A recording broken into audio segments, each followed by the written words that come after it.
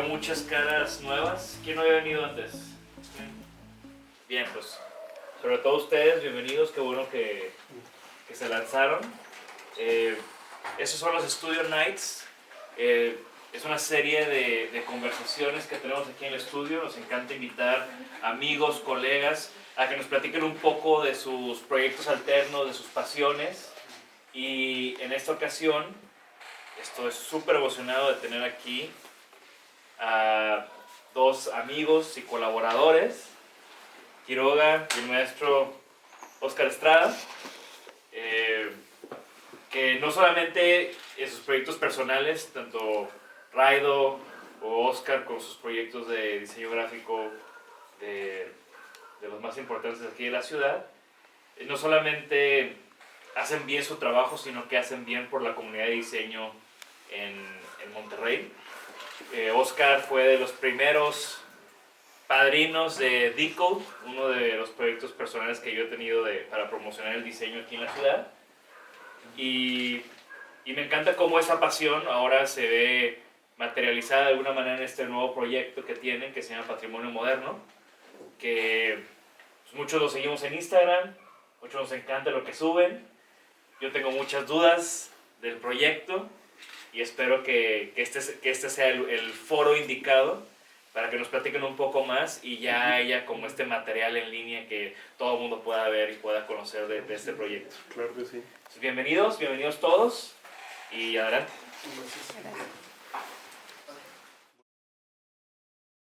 Bueno, también cómo inicia un poco el proyecto desde el lado de Raido.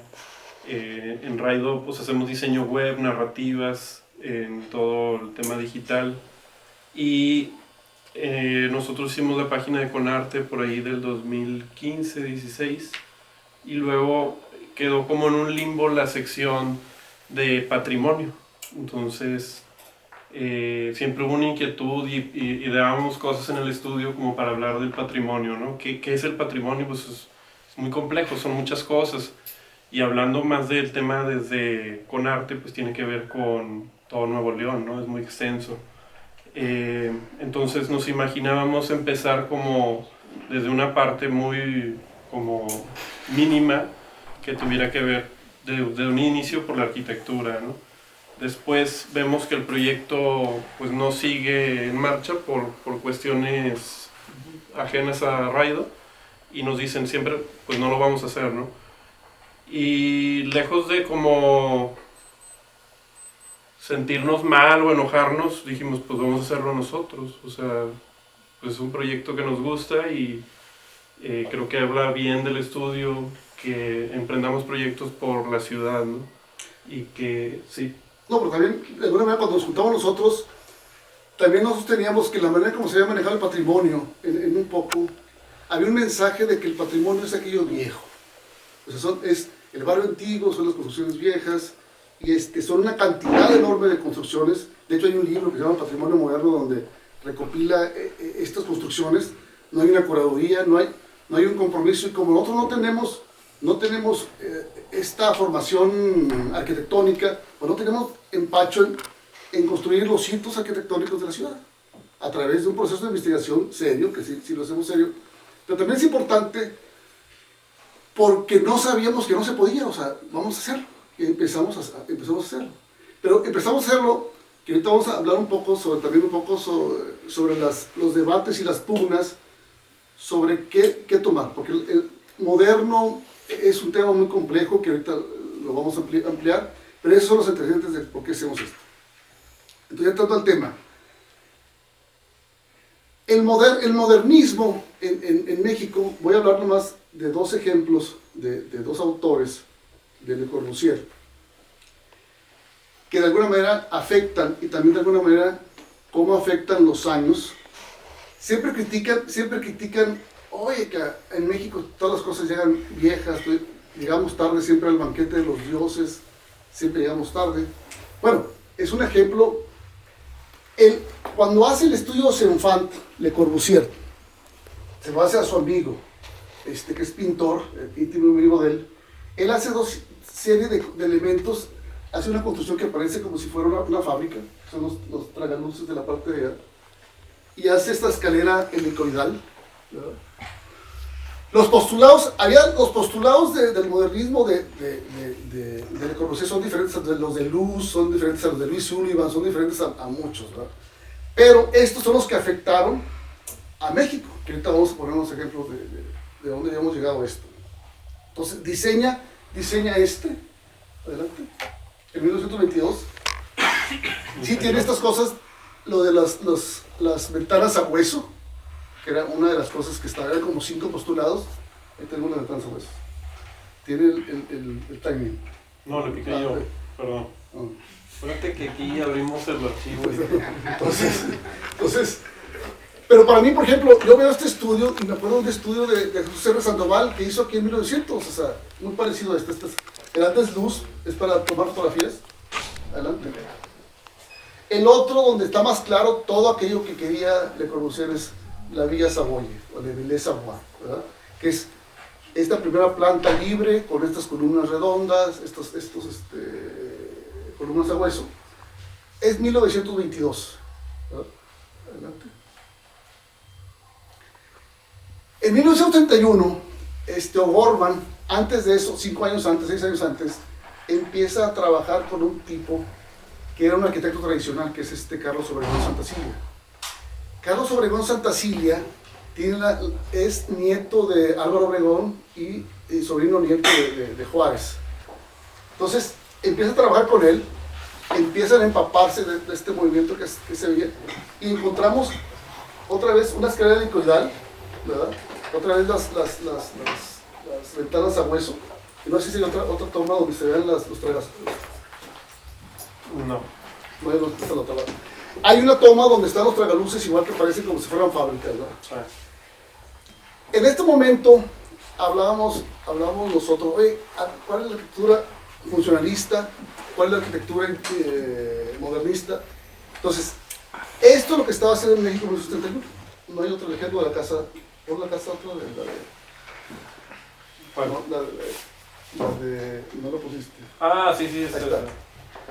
Esta casa es la de su maestro, de Carlos Obregón Santacilia, se la hace a Gómez Morín. Te regañas. Es que ya me pasaste adelante. Gómez Morín tiene mucha relación aquí con Monterrey, porque más tarde va a venir un ejemplo muy importante. Aquí no existen los postulados todavía de Le Corbusier, en esta, a lo mejor en la otra sí, pero en esta no tanto. Aquí solamente a la mitad hay la planta se deja libre. Hay algunas cosas como lo de Walter Gropius, estos barandales, ¿verdad? En 1931. Bueno, de 1931 a 1940 hay un movimiento muy interesante en la ciudad. Hay un libro de Carlos Luperzo que se llama La arquitectura postrevolucionaria, que marca desde 1917 hasta 1943. Después de que gana la revolución, todo el mundo quiere hacer monumentos. Aquí en la ciudad hubo una compañía que se llamó Fomento y Organización, que se llama FIUSA, de un personaje que era el dueño de Federico La Chica, donde empezó a hacer toda esta época revolucionaria, que es, entonces ahí está. Esta es la ciudad de 1932, era una ciudad totalmente plana. Por ejemplo, es el río Santa Catarina, y ahí está un puente que hizo Alfred Giles, que era el puente San Luisito, y ahí ya está destruido por una inundación que hubo en el río Santa Catarina, pero pues ahí está como el vestigio, ¿no? A mí lo que me sorprende aquí son las escalas de las puertas, todas son iguales. Si usted se fija las ventanas, es lo mismo que pasa en el barrio antiguo, que están todas las puertas iguales. Entonces, esta es la ciudad que está antes de llegar a la época, que le llaman también un poco la época de Prepurísima. Sí. Él es Augusto Petri, que es el que hace la maqueta junto con Manuel Muriel, que eran los grandes arquitectos de esa época. Hicieron Lizardi, hicieron la escuela Calles, hicieron la escuela Álvaro Obregón. Entonces este es el estilo por revolucionario que se estaba haciendo en esa época, ¿verdad? Esta foto es maravillosa. Dice en 1930 cuando ya lo terminaron.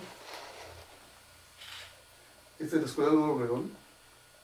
Ya eran reminiscencias de este positivismo de Porfirio Díaz, donde queríamos parecernos a Francia, ¿verdad? Eso es lo que se veía aquí. Destruyeron esa escuela ahorita con la línea 3 del metro. Se ve espantoso. El interior. Es una foto De alguna manera, Manuel Muriel iba a hacer lo que iba a hacer Carlos Obregón Santacilia. Es de ser un arquitecto tradicional, convertirse en un arquitecto moderno. Lo que pasa es que Manuel Muriel le dio cáncer y murió muy joven. O sea, ya dejó de producir obra aquí en Monterrey.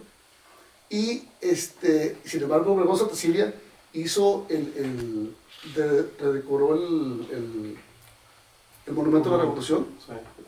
Y también hizo, su primera gran obra fue el Hotel Reforma con Mario Pani, que es una obra maravillosa. ¿Qué tal otra vez?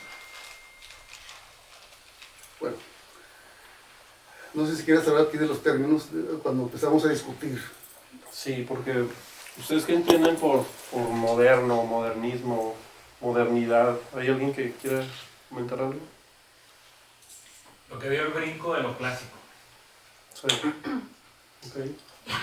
Sí, es como lo que se antepone a la antigüedad, ¿no? Pues es una época reciente, ¿no? O sea, Bueno, es un periodo de época reciente al contemporáneo. Sí. Sí, así sí, de hecho, por ejemplo, modernidad se antepone a la antigüedad. O sea, de hecho, antigüedad es pasado y modernidad es presente. Pero, por ejemplo, moderno, el término se usa desde el siglo XVII. O sea, dices tú, se hacía en la poesía moderna, todo, desde el siglo XVII, todo lo que se antepone a lo que se está haciendo en un momento se llama moderno. Pero cambia, en el siglo XX cambia porque el movimiento se le conoce como modernismo. O sea, es por primera vez donde se crea desde la época de Bauhaus y todo, estas corrientes se le pone como modernismo. Entonces, nosotros, ¿sabes qué? Vamos a situarnos en el moderno para desligarnos nosotros de lo que es la antigüedad, ¿verdad? Entonces, después de esos términos, de hecho, el problema es que estas tecnologías se confunden porque hay un libro que se llama Patrimonio Moderno y ustedes lo ven y dicen, ¿qué cosa es eso? Pero no está equivocado, ¿verdad? O sea, no está equivocado. Pero nosotros estamos haciendo desde 1943 hasta 1970. Sí, que cuando empezamos vimos ciertas referencias, también vimos que lo moderno, o sea, como concepto, como dicen ahorita, lo nuevo, el presente, lo que se antepone a la antigüedad, tiene que ver con aquello que desde que nace no envejece, o sea, que busca siempre ser atemporal. Como el Muguerza, o sea, el Muguerza nosotros lo tenemos como uno de los ejemplos del moderno en la ciudad, pero no es del modernismo. O sea, sí responde a una cosa nueva. Es bien interesante porque en esa época por revolucionario, también estamos dejando de nombrar, había 3 o 4 arquitectos europeos, o un europeo y 3 gringos, que es Herbert Green, Isaac Taylor, que es el que hizo la Casa de la Cultura, y Giles, que era el arquitecto. Entonces, ahí se da esta fusión, ¿verdad? Pues si quieres hablar aquí de ese. Pues igual vemos... Parece que hacerle un antecedente. Sí. Parecemos a Abbott y Costello, ¿eh? Robert Hughes, para mí, es el crítico de arte más importante de todos los tiempos. Si tienen la oportunidad ustedes de ver todos sus textos, ya se murió de tanto tomar alcohol y fumar y todo, lo sacaron de varios paros cardíacos, pero nadie habló sobre la modernidad como habló Robert Hughes. ¿Alguien ha visto el documental de Robert Hughes? Sí, bueno, tiene otro que se llama La Mona Lisa, tienen que verlos. Sí, ese de la modernidad se llama Problemas de la Utopía, ¿no? Y plantea todo como todo el discurso de la modernidad y de cómo el diseño siempre piensa en mejorar la vida de las personas, pero cómo falla dentro de ese pensamiento, porque incluso desde el momento que se está pensando ya es viejo, ¿no? O sea, ya se vuelve caduco. Entonces este es un fragmento de ese documental.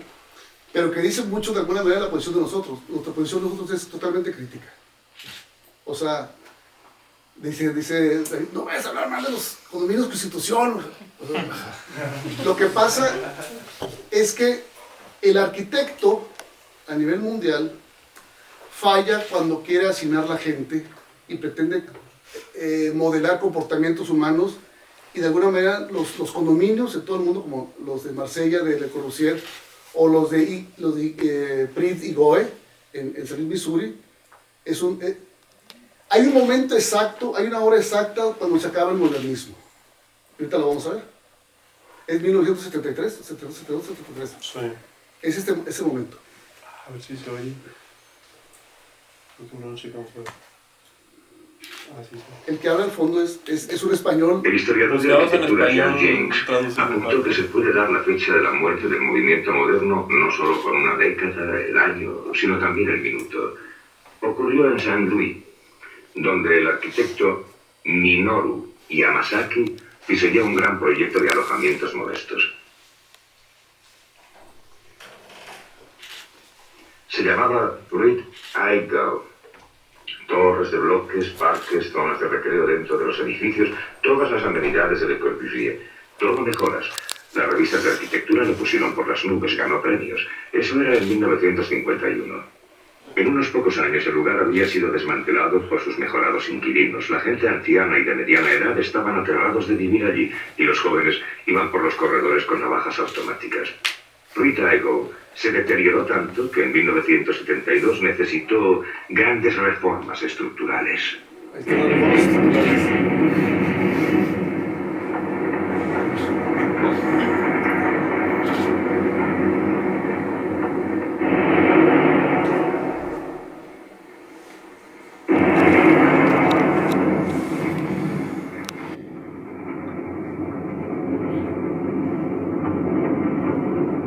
Uno ve esto y ve los edificios que estamos haciendo y no se comprende la estupidez humana. O sea, una camiseta que diga, el hacinamiento nos hará millonarios, ¿no?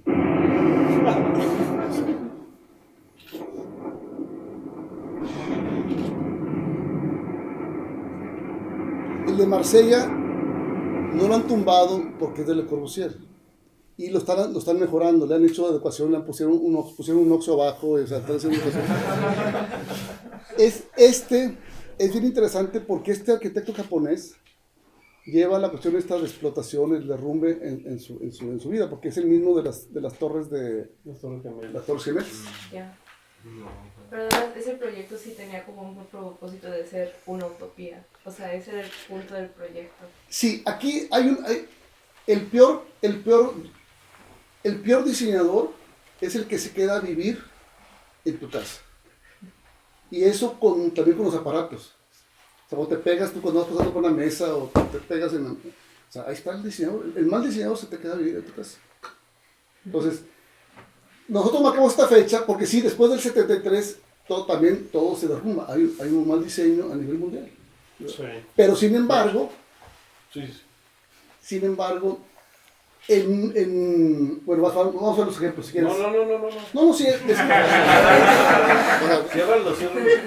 no, que en Monterrey existen hitos que son ejemplos a nivel mundial, que no se han conocido.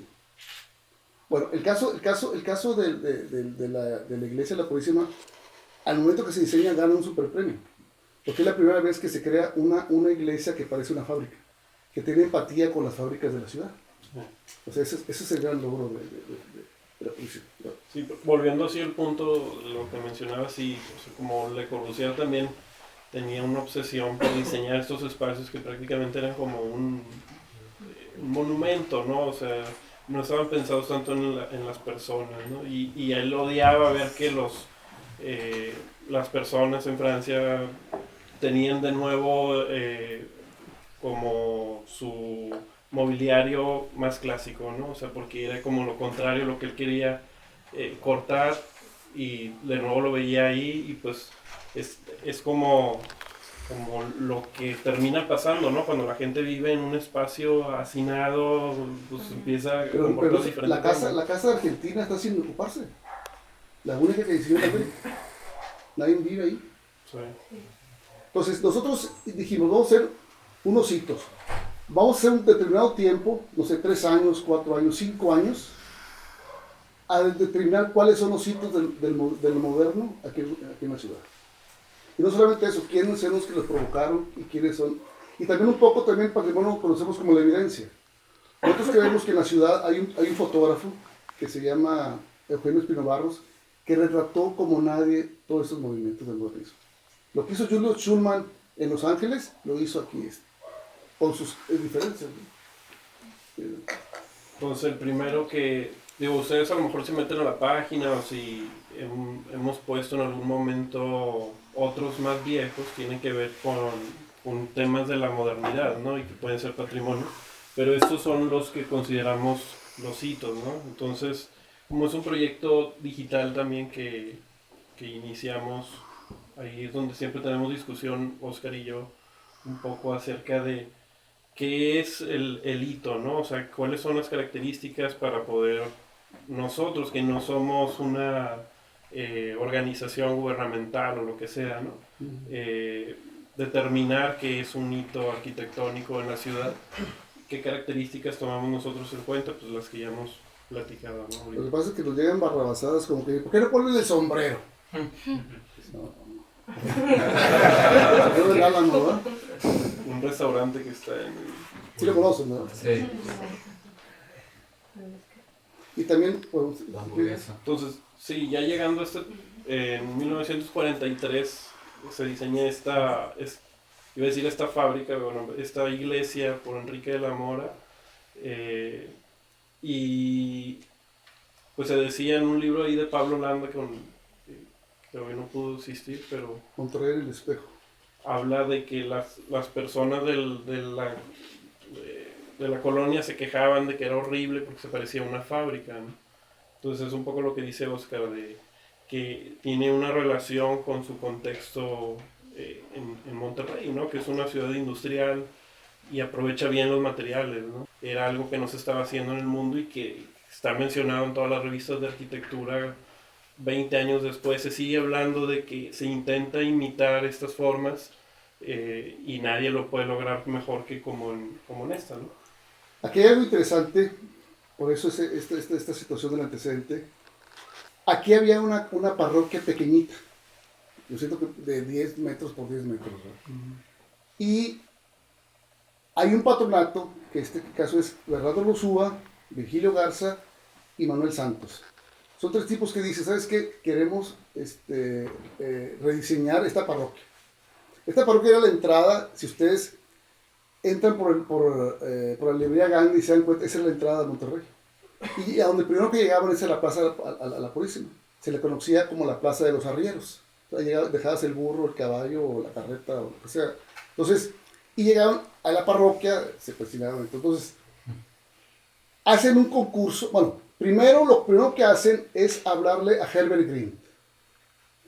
Herbert Green había hecho el Hospital Muguerza y había hecho la casa de don Eugenio Barzaga. Él fue dibujante de Alfred Geis, que es el que hizo el Monumento a la Revolución.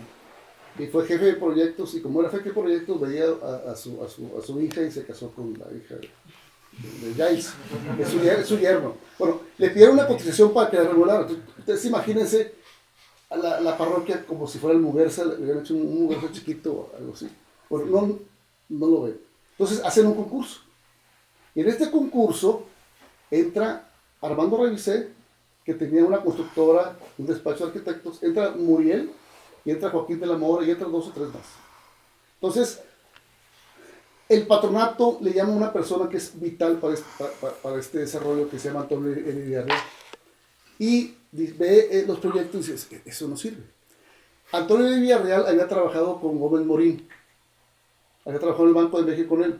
Entonces él ya había visto en el DF este movimiento durante 10 años o 11 años que pasa y sabes que esas cosas ya no se enojaron. Entonces le habla a Gómez Morín y dice, ¿sabes qué? Preséntame a Carlos Obregón Santacilia para que se aviente el proyecto. Entonces le dice, no, Obregón ya anda haciendo cosas más grandes. Te voy a mandar a un chavo que es arquitecto muy bueno, que se llama Enrique de la Mora. Y ahí se hace la magia, ahí nace el modernismo en la ciudad.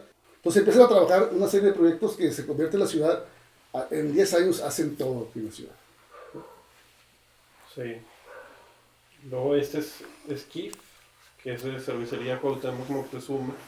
Y ustedes pueden creer que están ahí en Chicago, ¿no? Siempre decimos Oscar y yo. Sí. Usted va a Chicago y ahí están estos edificios de esos años. y ya no está, o sea, lo Lo modificaron remetieron y mucho, pusieron ¿no? unas cosas espantosas. Pero como decía Oscar, nosotros no documentamos o no buscamos esa nostalgia o como protestar, como decir, pues está demolido, ¿no? Es el documento lo que también hace el patrimonio, ¿no? El estar conversando acerca de estos temas hoy en día es importante y eso es lo que vemos de valor para el proyecto también. Porque pues nosotros no nos dedicamos a restaurar ni a... No nos importa. O sea, no somos futuros proveedores del gobierno. Entonces, aquí es importante esta porque supuestamente la diseña Armando Revisé. Y decimos supuestamente porque no tenemos los datos. Pero sabemos que era el constructor de Don Eugenio. Ese es el deportivo de cervecería. Pero también tenemos que ustedes ven esto y ven también parte del campus del TEC que es muy parecido. Entonces hay muchas historias que no están totalmente documentadas o donde habla de que establecieron la relación con Enrique de la Mora y empezaron a hacer muchos proyectos. Y Revisé es el gran constructor del siglo XX, Armando Revisé. Es una persona que sabemos muy poco porque estuvo en las esferas del poder. No se sabe, no hay un libro de él, pero él construyó esto. Entonces, construyó también varias cosas. Cuando de la Mora se va a México, empieza a hacer ciertas cosas. Pero él aprende. Bueno, hay un libro, pero está perdido. No lo hemos encontrado. Pero él aprende. Han de decir que de la Mora se lo hace en un boceto. Este trazo. Entonces, hace unas cosas que es maravillosas. O sea, una especie de streamline, unas cosas romanas. Pero ya se veía estos visos de moderno. Entonces ahí vemos esta situación. En 2 años después de que termina ya la Purísima, de la Mora empieza a hacer todo el plan del campus. Hace todo el trazo, y que es una cosa, un hito a nivel nacional, porque estos son 2 años antes de la UNAM. O sea, lo contratan a De la Mora después de hacer esto para la UNAM. Entonces son de esas informaciones que uno piensa que siempre en otra parte son antes, ¿no? Esto lo hicieron. Hay un texto muy padre de Pablo Landren con nosotros donde habla sobre todo esto, ¿no? Este es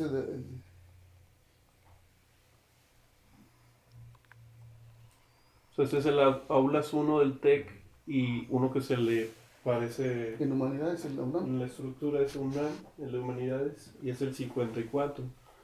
Pero también pasa otro fenómeno. Cuando ustedes empiezan a recorrer la ciudad, sobre todo el centro de la ciudad, Félix U. Gómez, Colón, Venustiano Carranza y Constitución, empiezan a ver muchas casas parecidas al TEC. O sea, empiezan a ver que usaba esta piedra verdosa, la traída de fuera, y esa la usaba Revisé. Pero no sabes si la hizo Revisé o la hizo otro arquitecto que... Lo mismo que pasa ahorita, ¿no? Ponen un barandal de acero y lo ponen en todas partes, ¿no? O uno de cristal y lo ponen en todas partes. Si tienen la oportunidad, lean este texto de Pablo, que está muy interesante, donde habla sobre el rollo histórico. Pero también, por ejemplo, otra vez volvemos, la fotografía. Esta fotografía nos dice mucha de la visión el que hace el campus. O sea, lo lleva hacia las fueras de la ciudad. En esa época, en 1945, no había nada. O sea, la tomó una compañía que se llamaba Aerofoto. O sea, y tenían su aeroplano ahí, su avionetita. Cuando uno empieza a observar ciertas cosas en la hermenéutica de la imagen, te das cuenta que hay unos tipos parados ahí que le dijeron que posaran, los jugadores de fútbol. Bueno, no se alcanza a ver el mouse, pero solo están de un lado. Y están parados así. Como 1 hora se pararon ahí. No había walkie-talkie. Y yo le digo de broma a David que ahí está el carro de Don Eugenio, por ahí trae carro más que él. Ahí está. Y se ve como que hay alguien ahí parado. Sí, está. Don Va a Eugenio. checar a los... Entonces nosotros creamos el campus es otro hito de la ciudad, del patrimonio humano, ¿no? Sí. Esa es una fuente espejo que estaba en la Plaza Zaragoza que fue demolida para hacer la macroplaza en los 80. Y lo hizo Rodolfo Barragán Schwartz. Y si no me equivoco es antes que una que hizo Saarinen, ¿no? Que es un Eso hace 16, monumento- como 12, 14 años antes. Sí. Aquí es bien interesante. Yo hago muchas analogías. Cuando uno ve la Biblia, no hablar de religión, pero cuando uno ve la Biblia, cuando salen los judíos de Egipto y van a Israel, dice el libro que se tardan 30 años. Cuando tú lo haces ese recorrido, no sé si lo han hecho ustedes en carro, te tardas 2 horas. Entonces, se han tratado de explicar por qué esta situación de tardarte 30 años. Y el argumento es este. Como venían, estos necesitaba un pueblo que fuera guerrero, porque después lo primero que hacen cuando llegan a Israel es pelear con los ananitas que vivían ahí, están ocupando. Bueno, lo que hace Moisés y su hermano Aarón es esperar 30 años, o sea, es decir, una generación, para que se les quitara este síndrome de esclavo que traían los judíos. Entonces, una generación los anduvo dando vueltas por todo el desierto. ¿Qué relación tiene con esto? Bueno, 1931, que es el día que hacen las dos casas en el estudio, la casa estudio de Diego Rivera, es cuando nace Barragán. Nosotros creemos que Barragán es el padre de la arquitectura moderna en la ciudad, por muchas razones que ahorita vamos a decir. Y una cosa es esta, aquí tenía 20 años, 19 años. Era el hijo del administrador don Rodolfo Barragán de la fundidora. Entonces, él nace exactamente cuando entra el modernismo a México y esto es lo que hace. Es una cosa maravillosa.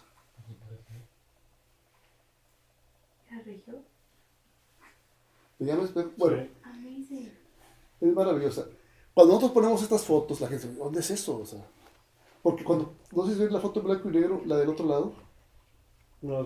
Bueno, hay una foto donde toma la foto con la catedral y se ve la catedral y se ve antiguo, o sea, se ve un pueblo y se ve estas contradicciones. Aquí está muy padre porque se ve con un edificio de Pani atrás. Condominio. Sí, ¿no? Sí, es exactamente. El condominio cero. Esa fotografía también es de Eugenio Espino Barros. Justo la construcción es increíble esa foto.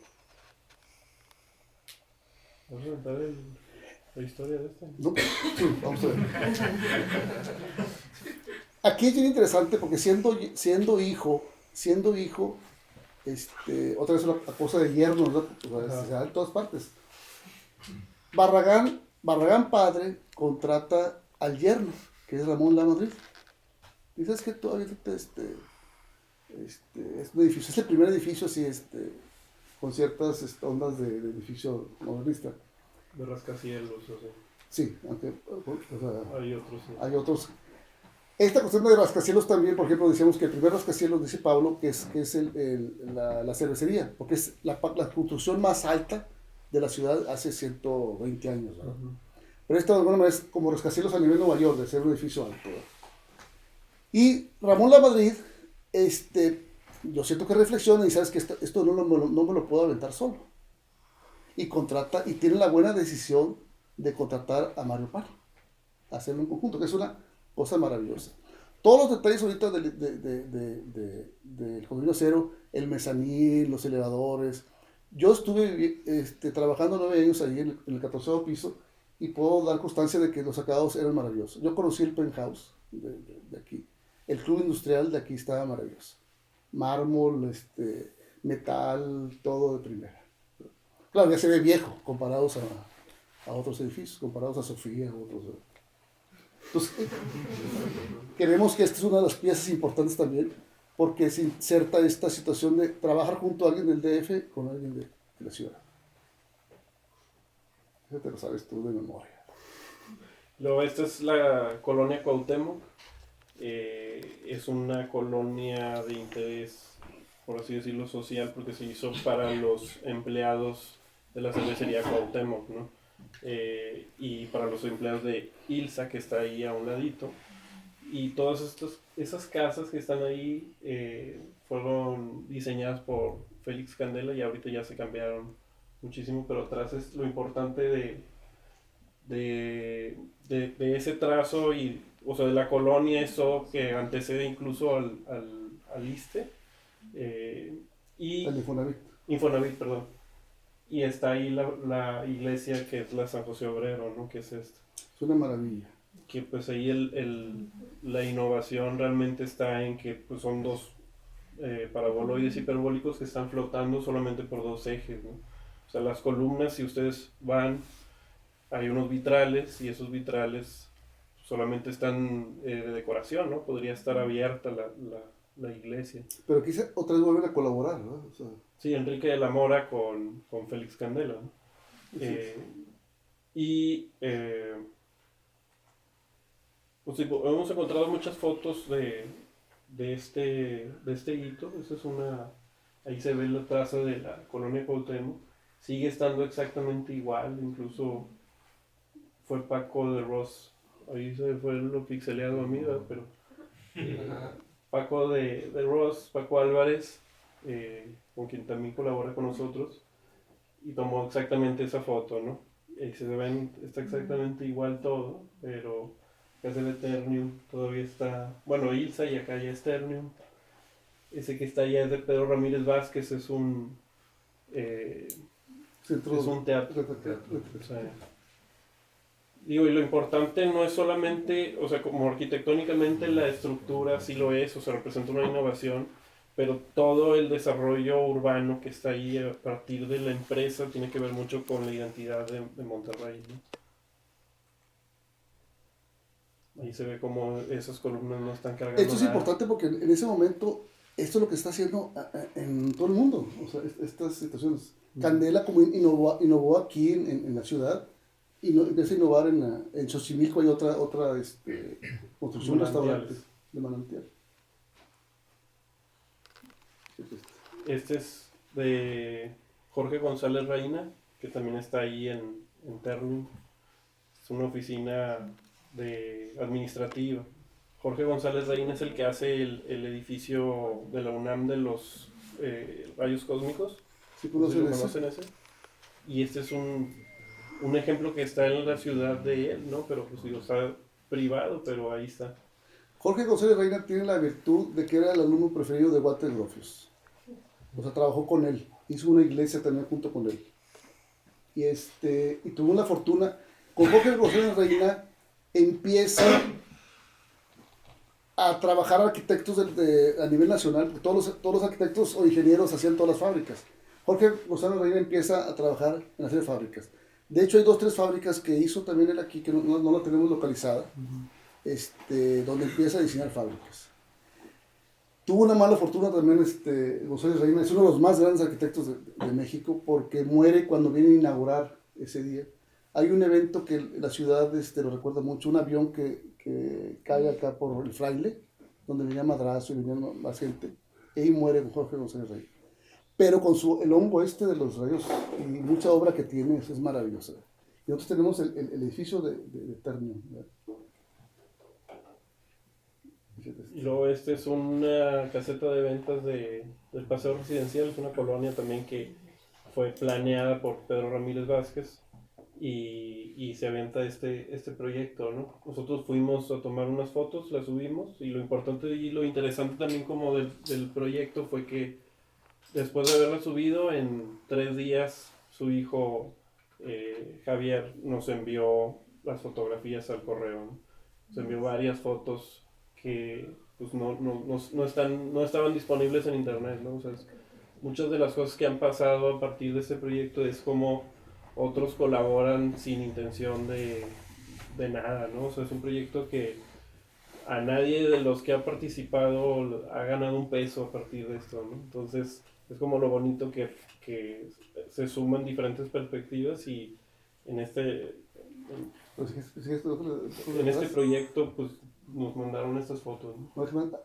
Mucha gente dice, ¿cuál es la importancia de esta escala de longuito? Todo el mundo le dice longuito y está en la persona del cielo. Bueno, lo hace 2 años antes que el Museo de Ciudad Juárez de Chihuahua, y lo hace 3 años antes que el Museo de Arte Moderno. Es decir, andaba explorando esta situación circular, ¿verdad? El Chihuahua es más parecido, el de Museo de Arte Moderno ya lo hizo completamente cilíndrico, ¿verdad? Pero esa es la importancia. Está en desuso ahorita, fue la que se verdad, nosotros esperamos que no lo destruyan, ¿verdad? Que hagan algo ahí. Ahora sí, ver las fotos. El interior. Es Es una una foto maravilla. de Paco. Es actual, ¿no? Es Sí, es actual. ¿Cómo está ahí? Ya debe haber andado bien ocupado ese año, el arquitecto. Sí. Sí, de hecho hay una foto del arquitecto ahí en ese espacio. Tenemos las fotos donde están viendo ahí el terreno para la ubicación. Mucha gente dice, ¿por qué no pones el santuario? O el Nova, o sea, nosotros nos llama la atención porque otra parte de lo que hacemos nosotros es tratar de encontrar cosas que inspiren a la gente. O sea, tú ves esto y pones esto e inspira a mucha gente. Las comunicaciones que recibimos es impresionante. Cuando ponemos la Lasalle, ¿verdad? Sí, ya el santuario de los 70s Sí. ya había muerto. Que también lo hizo él, ¿verdad? Modernismo. Junto con otros arquitectos de aquí de la ciudad. ¿Cómo se llama? La basílica, ¿no? La basílica, sí.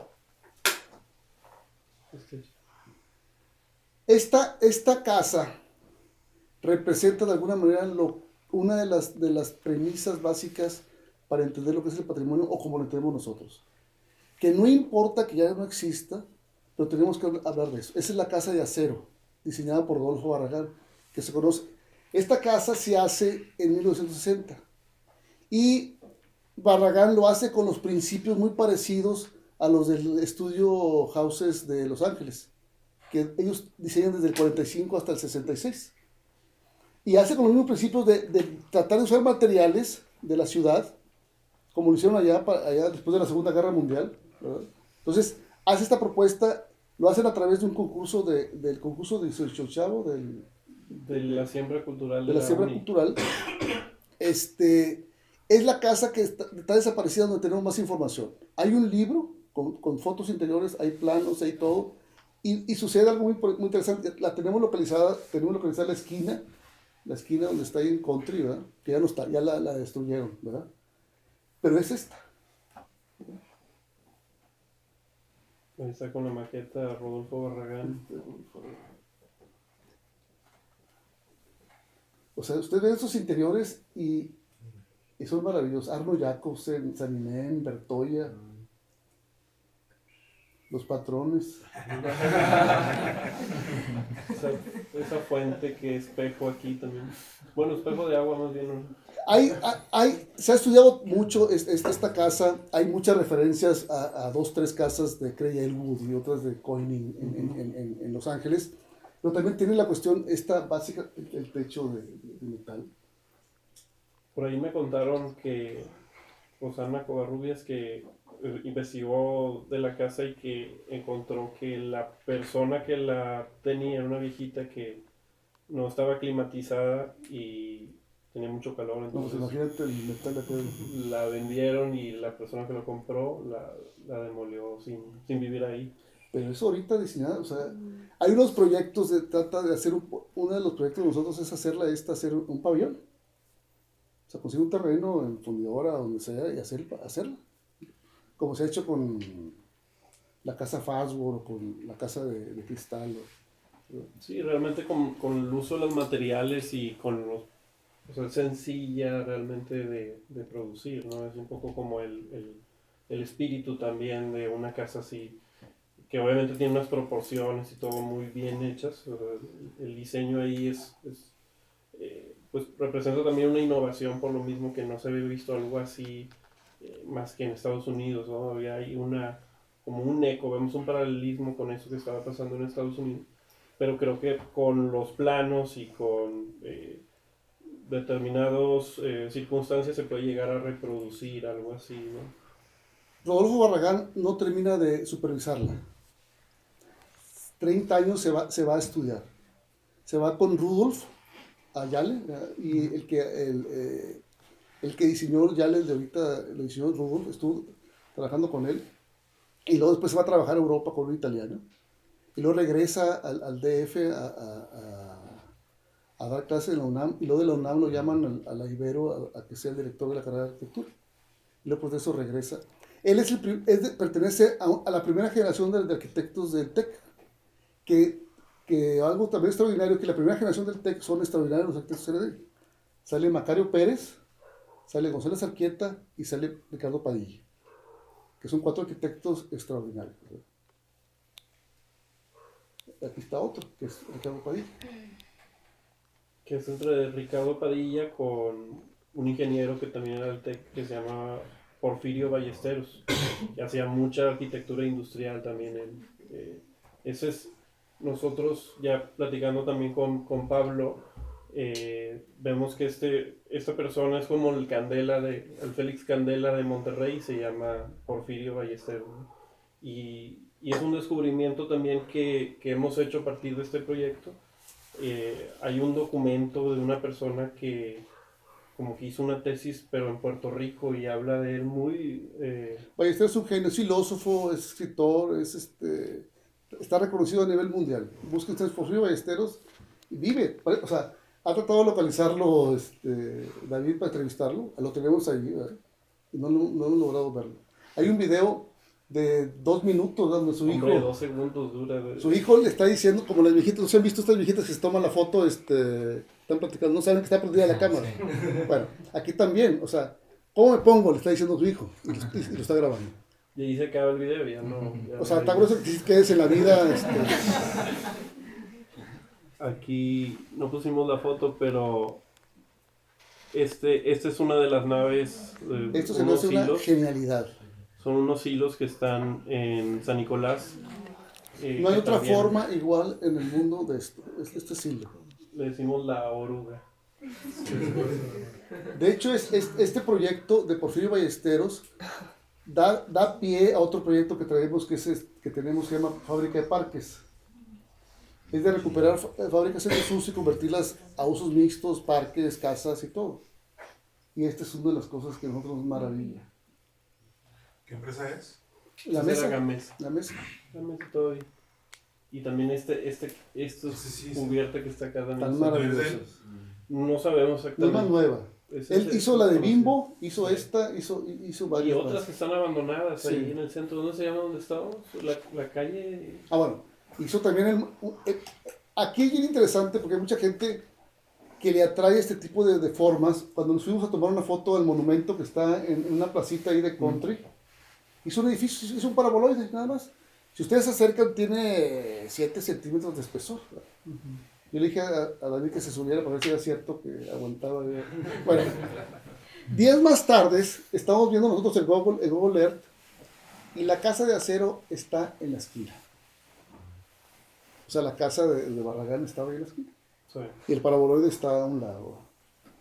Entonces nosotros queremos recuperar nuestra utopía es recuperar eso.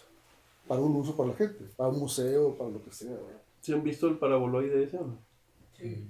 Ah. Pues ya no lo pongo. No, ponlo. No, es que no sé dónde está. A ver. En Instagram, güey. No lo he puesto. Todo está en Instagram. No, todo lo hemos subido, pero... Ah, lo tienes aquí. Acá está el paraboloide. Ese está ¿Es en la ese? esquina de donde está donde estaba la casa ¿Dónde cero, estaba? ¿no? Entonces, Ahí está. Es maravilloso. Es maravilloso porque en esas, yo le decía a David, oye, vamos a poner este restaurante. Hay un restaurante que está enfrente, que a lo mejor ustedes lo han visto, aunque no creo, que son muy jóvenes, que está enfrente del estadio y que tiene estas formas. Dije, no. Candela se asoció con una, no sé si vamos a hablar más a rato de eso. Candela se asoció con una compañía que se llama Ala, con 2 ingenieros de aquí de la ciudad que se apellidan con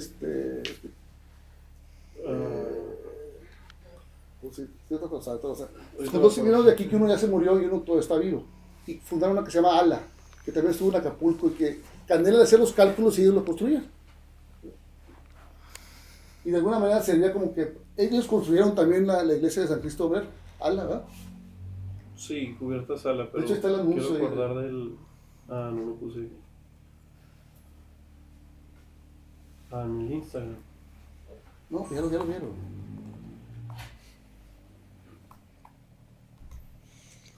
Acuérdate que el tiempo de televisión es que dice. No, pues para contestarle el nombre... Ala. García Narro, ¿no? García Narro. Y que también su casa también la hizo paraboloide, aquí en el TEC, ¿verdad? Digo, aquí en la del Valle. Sí, la casa del Paraguay, ¿no? Sí. Por eso no la tenemos.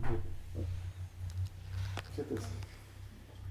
También es una nave de la termoeléctrica de Fundidora que fue demolida como en 2015, creo, si no me equivoco. Sí.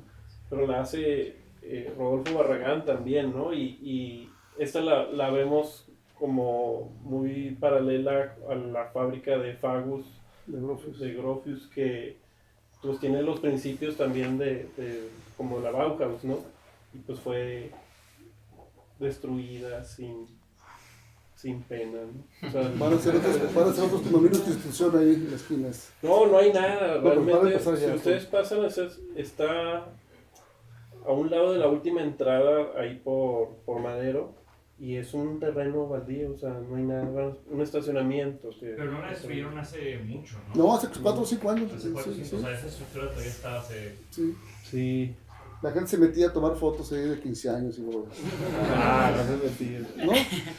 No, había un policía. Sí, hay ahí. un fotógrafo que tiene una boda ahí adentro. Aquí. Está todo lleno así de zacate y todo. 2013, ahí mira, así se veía Mira, ahí está. las fotos. No las robamos nosotros, las robamos de Era una maravilla. De aquí, aquí está el chavo que las tomó. Si ustedes ven que no le damos crédito a alguien, díganos si se lo ponemos. Si no sabemos, o si no lo borramos. encontramos en ese sentido, pero esta pues estaba ya lista para Nomás para transformarse. pintarla y poner piso.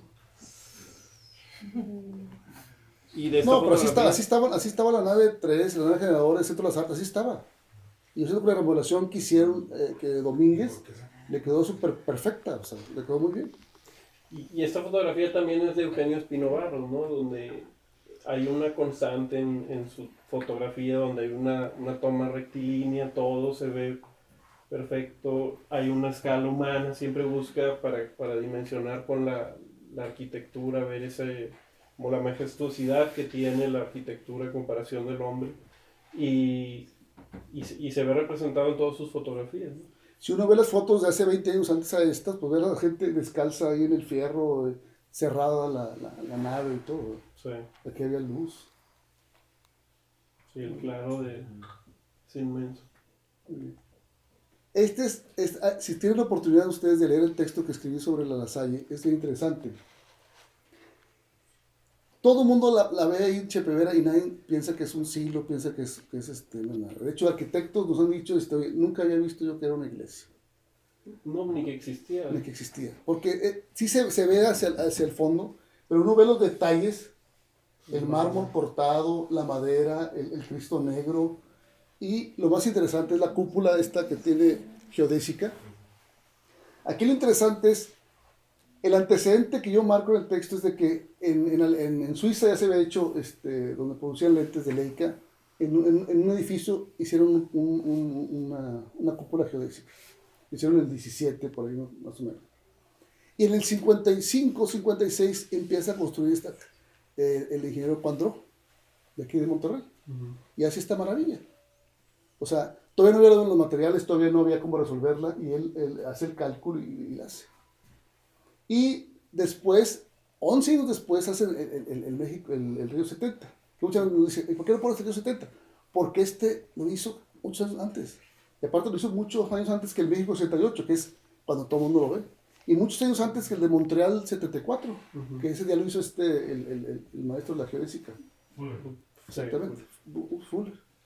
Y esto es el de aquí, o sea, esto lo hizo aquí. Biplástico. Si tienen la oportunidad, un día nos vamos, echamos unos tacos un sábado y ver la iglesia es maravillosa. Yo asocio un poco como que es una nave a punto de despegar. Es una frase también de Fuller, que la ciudad es una nave. El planeta. El planeta es una nave. Fíjate eso. Esta es una estructura de Vladimir Caspe que está en una iglesia.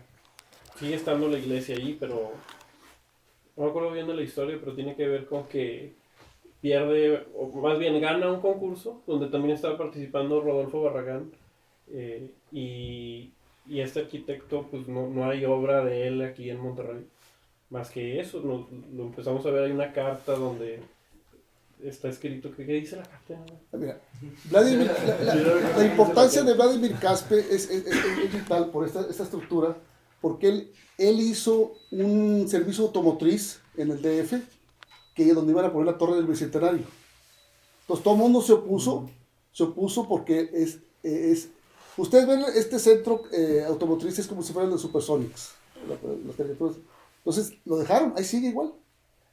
Vladimir Caspe fue contemporáneo de Le Corbusier en Francia y fue contemporáneo de Mario Pani en Francia, en el Instituto de Bellas Artes. Y cuando empieza a hacer la revista de arquitectura Mario Pani, se lo trae a Caspe y se mete a concursar. Pero ya cuando le enseñan la estructura, que se nos hace maravillosa esa estructura de Caspe, se dan cuenta que es judío. Por eso es lo que inferimos nosotros. Y no van a ponerlo. Yo iba en la escuela que construyó en la Ciudad de México. ¿Sí? En el liceo. Okay. Vladimir Caspe es extraordinario. Eres un teórico. Si ustedes. Hay unas 2 horas de una entrevista que está ahí en la red. Maravilloso. Pero tú vives en la escuela. No, ¿Dijiste? no, o sea, yo iba. Ah, ya, estabas en la la escuela. Yo vivo en la escuela que construyó. Entonces, pero por ejemplo, hay otro judío. ¿Es ese? Sí, el liceo. Sigue igual. No, es en serio, sigue igual, o sea, no lo han cambiado para nada. Sí, pero ahorita los supersónicos, ¿sí lo viste? ¿Dónde estás? Ahí está. Abajo, ese y el de ahí, al lado. Y este es Caspe, que parece que sale de la sinagoga, mira. Entonces, me dijo, no hagas bromas, Oscar, porque esa es la onda seria. No, es importante porque de alguna manera, ¿qué representa para nosotros? Bueno, a nosotros nos inspiró a hacer una silla. A ver, ¿ves la estructura esa? O sea, no se trata de... Una cosa que hemos sido bien claros es, no se trata de glorificar a los arquitectos. A lo mejor lo único que glorificamos es a Barragán. Pero lo que se trata es de glorificar sus ideas, de glorificar lo que hicieron, de lo que está hasta ahorita. Ahora, esto no está protegido, o sea, todavía les faltan 50 años más para que entre dentro de un catálogo del patrimonio. Eso también le pasó a la casa de Charles, que le faltaba 10 años para que le diera dinero. En Estados Unidos es menos tiempo. Entonces, esa es la importancia. Ahora, ahorita es una defecio esta iglesia. Sí, porque ya nada más conserva la estructura, ¿no? Y la foto es de Espino Barros también. Inferimos. No, sí ves. Bueno, dejémoslo. Vicente de los Aires, la del Gol. No, realmente no hay mucha información. Es el gimnasio del TEC. Esa foto la toma Paco. Y recientemente se publicó un texto que escribió Pablo Landa. Y donde él mismo dice que no hay mucha información acerca de esta estructura, ¿no? Es de Ricardo Guajardo, es el segundo director del TEC de arquitectura. Y realmente la innovación aquí también tiene que ver con que la estructura es inmensa, ¿no? Mide 50... Es el claro más grande que se ha hecho en la ciudad. Pues. Sí. Libre. Y es más grande que los de Candela, porque utiliza el acero, o sea, por dentro de esta estructura de acero tensado permite que se pueda explorar una estructura tan grande. ¿Es Ordóñez, Arturo Ordóñez? Arturo Ordóñez. ¿Y Gómez Junco? Sí. Son los otros 2 ingenieros que elaborar. De Ricardo Guajardo, aquí parece que la ciudad, y se está dando mucho en estas, de que vienes, diseñas y te vas. O sea, porque viene mucha gente de fuera. Se ponen a diseñar y ya desaparecen. Guajardo es uno de los excelentes arquitectos que ha dado esta ciudad. Fue director, hay unas fotos ahí donde lo despiden en el avión, un avión bimotor y ya no hace nada más. Tenemos una fábrica que se infiere, un amigo arquitecto nos dice que la hizo. Uh-huh. Es una fábrica que está por Apodaca, que tiene celosías tipo de Matías Geritz y hay unos claros muy padres, que dice que es de él. Entonces vamos a ver si es de él. Bueno, y luego también el Colegio Mexicano también hace algunas cosas, pero realmente es el hito que consideramos de la ciudad de él, ¿no? Es el número uno de él. Si tienen oportunidad ustedes, ahorita ya no se podía entrar, creo que ahorita ya se puede, entran más y entran. Es maravilloso ver el clavo. Y ahí los murales también, que no tenemos información de los murales, no aparecen. Están muy padres. ¿Vale? Ya, ¿tienen una pregunta o no? Bueno, aquí estamos nada más para así como cerrar y agradecer también. Es un proyecto que hacemos en conjunto, Oscar y yo, mucho desde la parte, o sea, volviendo así al tema de por qué inició y qué es como lo que empezamos a discutir mucho que debería de ser el proyecto. Sinceramente, Oscar ha puesto mucho de esa curaduría. Nosotros también como de la parte de infraestructura, del contenido. Sinceramente ha sido, yo recuerdo que volteaba atrás como un año. Ya no pensamos igual. No, pero todos los días, no había un solo día que no hablábamos acerca de esto. Y podía ser en la noche, en la mañana, a la hora del trabajo. Y creo que eso, al final, no pretendemos únicamente discutirlo, sino compartirlo y que exista un documento que pueda, como de alguna manera, recopilar toda esta documentación que estamos haciendo con ellos también y difundirlo, ¿no? Creemos que es parte del patrimonio moderno, es precisamente eso, ¿no? Que sea algo que no caduque porque se sigue transmitiendo esta información, ¿no? Entonces, no sé, ¿qué más? También es interesante que mucha gente se aborda, o sea, pero todo el mundo, o sea, lo que quieren solamente es ponernos a jalar, o sea, nos dicen en un lugar, vayan a ver ¿verdad? Pero nadie dice, oye, vamos a ir a verlo. Entonces yo les digo, siempre decía yo que nadie hace nada en esta ciudad. Después me di cuenta que nadie era yo, ¿no? Entonces así pasa, o sea, por ejemplo, el caso aquí de Jerry, y él está haciendo un proyecto súper valioso que se llama Tierra de Saberes. Igual, yo siento que son los mismos propósitos independientes y por darle algo a la ciudad. Sí, es. Sí, son esos. Sí, No. si no hace uno algo, pues nadie va a hacer nada, ¿no? Entonces, pues hay que tratar de... Si nadie hace nada, somos nosotros, nadie son ustedes.